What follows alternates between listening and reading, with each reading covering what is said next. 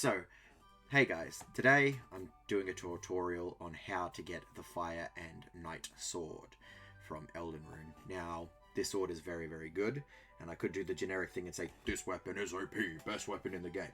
I'm not going to say that, I'm just going to say it's a very strong weapon. I quite enjoy using it, and this is a tutorial on how to get it, level up quickly, and use it. Now, as you can see, we're in the character selection screen. Now, you kind of want a character that's got magic, just due to the way that we grind in this one. In this case, I actually picked a deprived, just because it's 10 in all stats and level 1. Level 1 being the key reason why. It means that you need very little amounts of souls to level up. Now, in this case, the way that we go about running through this, we go and get souls earlier on that allow us to level up to use magic before we actually need it. Now, in this case, I cut the intro where you get killed to the point where most people are actually first in the game. We're going to run up to the actual temple, and in the temple here we will acquire a smithing stone and the bonfire. Now, throughout this run, you'll see that we get a few different bonfires. This is number 1. We could just easily just beeline it after we get the horse, but we want to get these bonfires just to make things easier. There's also a few points where I die in this run. One of them is necessary, the others are not so necessary, if you can avoid it.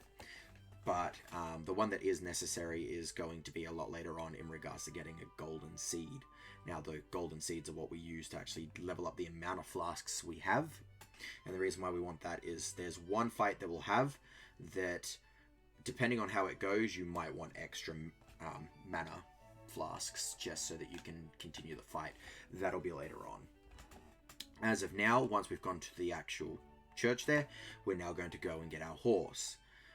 Now, of course, you naturally would progress through this game, and if you didn't go up this way, I would suggest that you get the bonfire that's up over here very, very early on.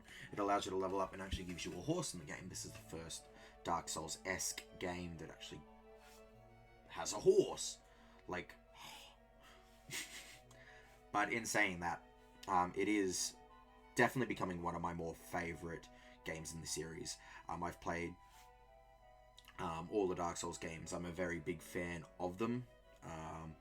They are quite enjoyable. And this one, I don't want to say it's beginner friendly or anything like that, but anyone that hasn't played a Souls game before, this one's a lot nicer because you can very easily over level in this one, where in the other games you would have to grind very specific locations and you couldn't really progress too much unless you knew how to go about certain things. So like in the original Dark Souls, you have like a Black Knight Halberd run, and you take a weird path using master keys, and there's other things like that as well as glitches and things like that.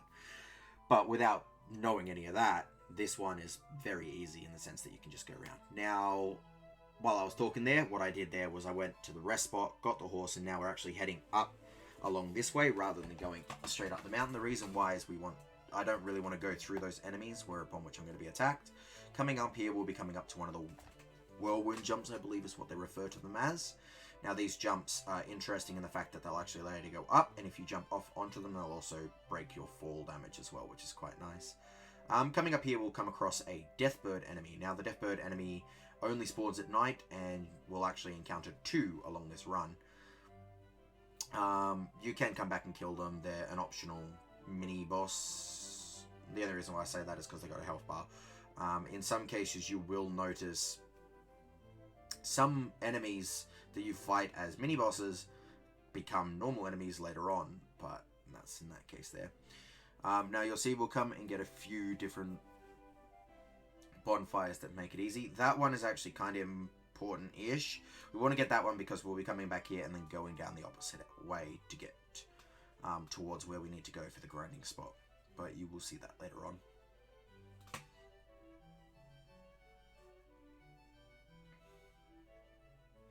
Cool. Now, heading up in here, we're actually going to go via the Spirit Tuner and grab her.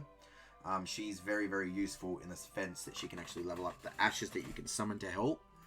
That's another thing interesting in this game. You can actually summon ashes to help.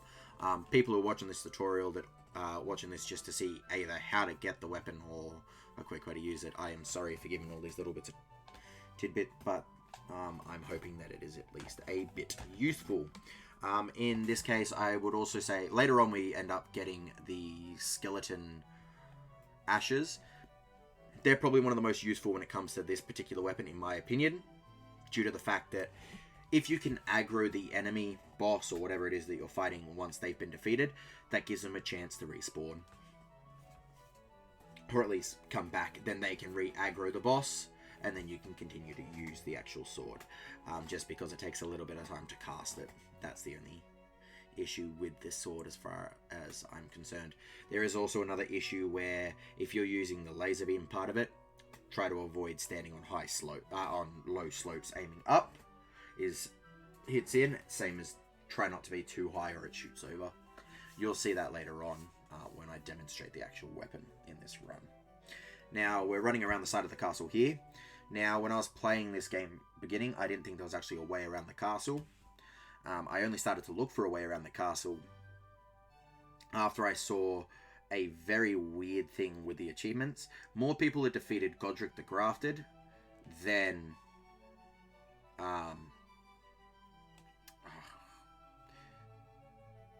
the actual boss to get into the castle. I can't remember his name off the top. Margaret. And I thought, how the hell are they managing to do that? So of course, in my head, I thought I would see if there's a way around the castle. Now, that was just due to the Steam being weird with the actual achievement percentages. It actually had nothing to do with the fact of this path, but inevitably there was a path, which was quite nice. Now, up here, there's going to be a cut when I am actually at this bonfire. The reason why there's a cut is because I actually rested this bonfire to trigger the round table event. Once you get to a certain point, she'll try and take you, the same one that gave you the horse, tries to take you to the actual round table. Yeah. Now, this church here, we're actually going to come back to buy a spell from that guy. We're just grabbing the Sacred Tear, not for this particular run, but if I continue on or do different things as part of a series to help people, we might need that to level up once we start adding more mana or health.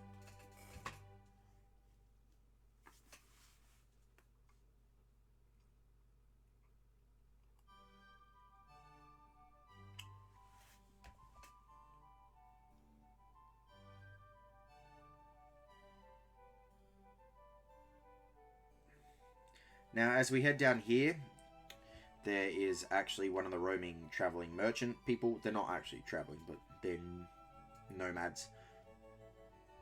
He actually sells the astronomer outfit and staffs and that. So if you wanted that for some reason, that's where you would buy them. We're actually not going to get that. Instead, we're going to get something called the meteorite staff. It's, in my opinion, probably one of the better staffs in the game just because it scales S with intelligence. And it is actually surprisingly very easy to get very, very early on, as long as you're willing to kind of run away rather than think. Now, with this swamp here, you're going to kind of want to follow the path that you can see. It is sped up, so please do try your best. But we're basically just trying to make our way ahead until we can end up seeing that tree and that castle thing on the side there. What we're going to want to do later on, after we get through a few of the bonfires here, we're actually going to set along the side of the castle, on the left hand side of it, until we come to a little grave area. Now, those grave areas are found throughout the game. They actually have different souls. Now, they're what we're going to grab to help us level up, to use the magic later on for the grinding spot, as well as buy the spell that we need. Now, this is the area where I said you'll need to die. The reason why I say you need to die is because when you're getting those souls there, it's a lot easier to just quickly get that. Then after you've got all those souls, just quickly die and then respawn at the shrine and keep running ahead just to get that seed. Now, the reason why we want the seed is that allows us to actually increase the amount of Estus flasks that we have for magic / health, and we want to get as many of them just due to the fact there will be a mini boss fight that we get later, and you might just need a few bits more magic. Now, in that case, I actually died unintentionally early. I wanted to get all the actual coffins before I died, but it doesn't really matter too much. I just quickly run back and grab them. This isn't a speed run or anything like that, so we're not really here trying to save time or anything like that. You don't sit there with a timer and go thing. I would like to try and learn to speedrun this game, so if that is something that people would be interested in, leave a message in the comments and I will be more than happy to try and learn what the speedrun is. I'm rather impressed at what I've seen from it so far, in the fact that it has come down dramatically so quickly as to how fast people are beating this. But yeah, if that's something people would be interested in, leave it in the comments, and I might be willing to give it a few tries and goes and see what comes of it. Now, with this one here, after we get those from the grave, we actually head up towards the mountain-ish area here. Now, as you're coming up here, it doesn't really matter too much as long as you hit the grass, and you'll see up at the top right as we approached, there were these towers. They actually warp. That's not what's important. We want to kind of come in between. The reason why is, number one, there's a jelly shield here we're going to grab. While this isn't necessarily important to this particular character, some characters like to use that shield. Now, speaking of shields, there are two shields that you kind of want to have with this shield, with this sword, in my opinion.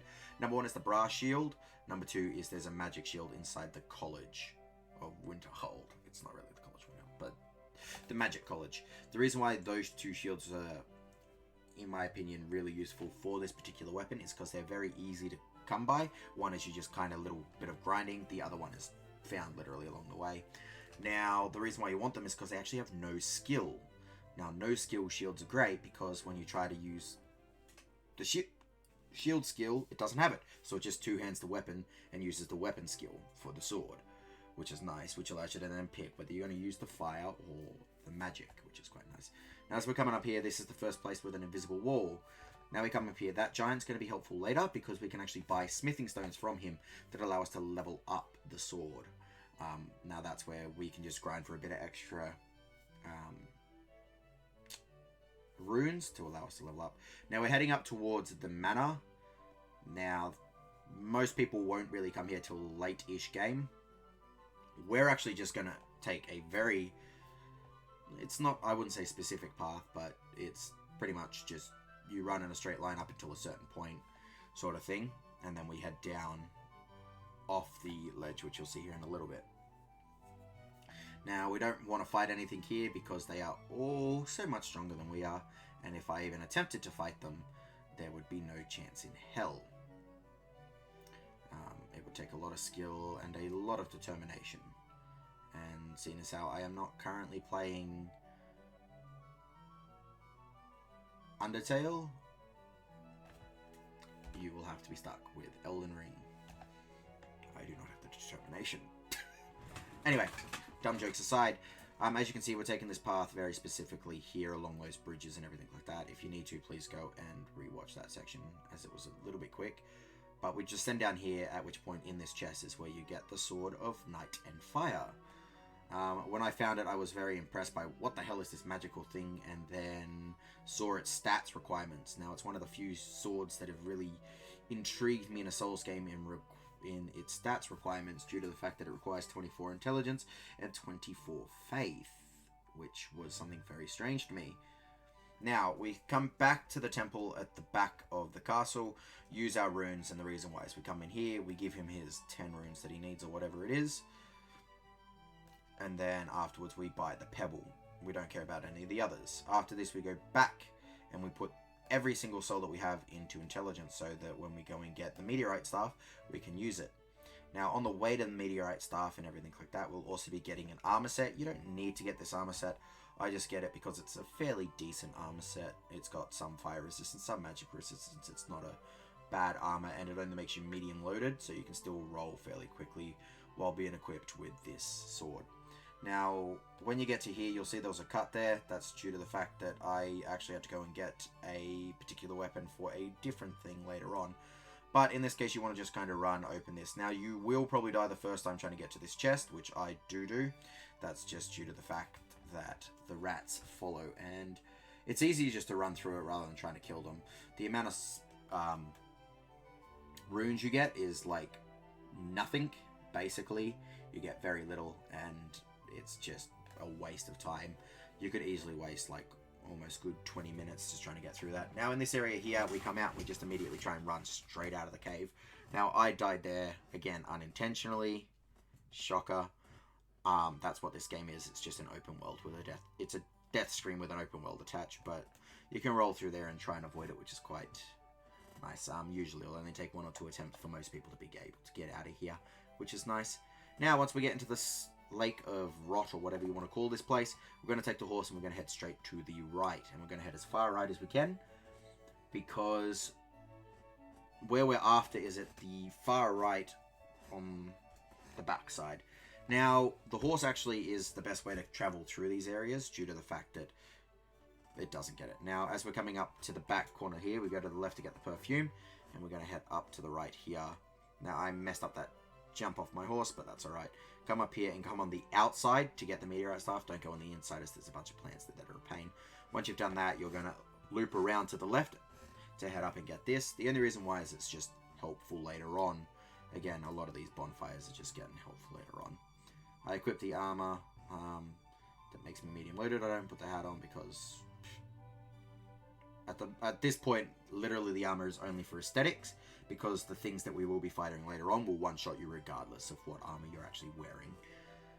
Now we come back to the one up here on the hill, and we're going to head in the opposite direction. The reason why is we actually need to go this way to get to a shortcut to take us a lot further into a map. And secondly, there is a boss that we're going to fight. Now, you don't necessarily need to fight him. You can just go past him and just continue. The reason why in this run we decide to fight him is because you're going to be putting so much stuff into Faith. You kind of want to get the Death Blossom thingy that it drops and give it to the beast. Now, I'll explain that when we get to the warp area. But when you give it to him, like entering covens in the other games, they'll actually give you items. Now, the item you want is actually a talisman thing that allows you to cast Faith, where, unlike with the wand, which allows you to cast magic, which requires intelligence, this talisman allows you to cast Faith things. In this case, you will find throughout the game healing ones, but the main ones are stuff to cure poison and build up and stuff like that. It's a lot easier than carrying around a bunch of build up stuff, in my opinion. Now, this is the boss here. This is why we grabbed those seeds to get us just those extra flasks, which was very difficult to see there, but what I did was I actually added charge to the flasks and then allocated the flasks to be all mana ones. Now, when you're fighting this boss, coming up that ledge there that you saw is a lot nicer due to the main fact that you come up here and the skeletons won't attack you, and he has no real ranged attacks. There is one, but from this distance it does nothing. Now, the pebble here is quite nice just because it does that, and the meteorite staff is a very strong staff, so as you can see, very quickly and easily defeat that just to get that Death Blossom and the Skelly Boys that I like. Now, as you saw there, you get a little bit over 2,000 from beating that mini-boss. We're going to be farming an area that's going to give us quite a bit more for quite a bit less effort, to be fair. As you can see, we drop down using those whirlwinds, the reason why they just break our fall damage. Now, this area is going to be a bit interesting. We go and we get the Chaliceman thingy. Now, this Chaliceman thing, you can use later on with a secret one that allows it so that you don't use any, they call it F, whatever, but it's that mana, the blue line, to cast stuff. Now, there are some ashes that require very high mana to cast. If you drink this, you can actually just summon them without having the minimum mana required, which is quite nice. Alright, so we took that portal that was hidden in the side there. If you need to rewind, please do. And we're going to head into the Beast Sanctuary thing. Now, that guy there is who you actually feed the Death Blossom to, and he'll immediately give you the talisman to use it. Once you've activated that, you're going to run all the way down here. Grab another golden seed. At the very bottom here, there is a Touch Grace. Now, if I say touch grass, that's just a running joke. Please do not mind. Now, from this area, we're going to actually get our meteorite stuff. Now, I actually sit at this one for no real reason. But yeah, so you come up here, and these are who we're going to attack. Each one of these gives about a little bit over 1,000 runes. And so, as you can see, just killing 2 of them will already be what that mini-boss gave us. But we're actually going to kill him, come up here, get another one, and then we're going to come around and get another 4. Now, this is another reason why you want to have the extra mana flask, just because they take so much to fight.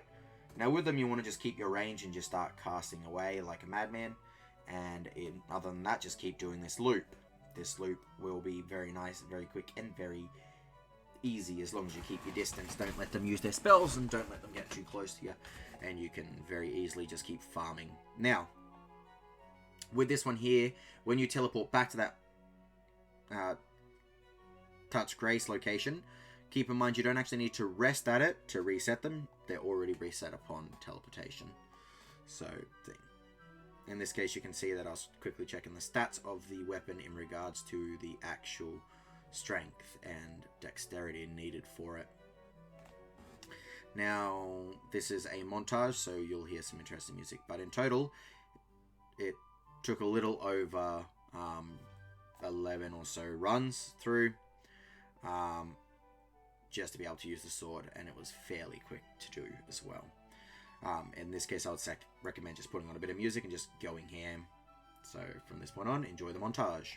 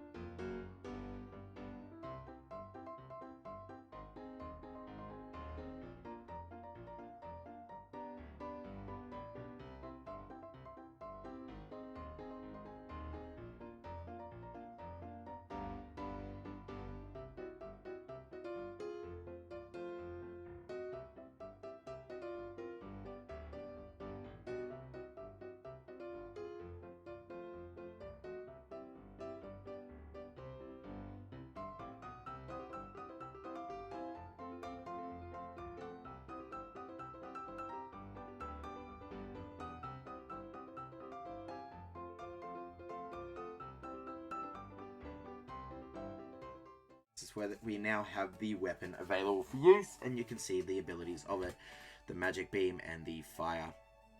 Now from this area here, we're actually going to go back to the giant, and the reason why is we're going to use the remaining souls that we didn't use to level up to buy these smithing stones. You can keep grinding to get as much as you need to level up, and that'll allow you to level up. So now you'll see here, I'll actually head back and I will demonstrate the weapon. Oh, now this is if you're too high, you'll actually shoot over the top of them. But you can see it doesn't matter if you have a shield, doesn't matter what the hell you have. So again, I was a little too high and barely clipped him. But this actually demonstrates one good thing about this weapon. He summons a bunch of enemies. Now with it, I actually can shoot through shields and shoot through multiple people. So as you can see, we're actually taking down a lot of people. Now this is also a good demonstration of why that grinding spot is actually as good as it is. Because you can see we just took out those people and we're barely sitting at what one of the other enemies gave us. So, yes. That's the quickest and easiest way I found. Well, it's probably not the quickest. There probably are quicker ways, but that is the easiest way I found to acquire the Knight and Fire Sword and how to level up to use it. So I hope that this tutorial helps whomever came to look at it. So as you can see, the fire and the magic. Quite an interesting weapon by my opinion. So thank you all for watching, and if you have any suggestions, please leave them in the comment below.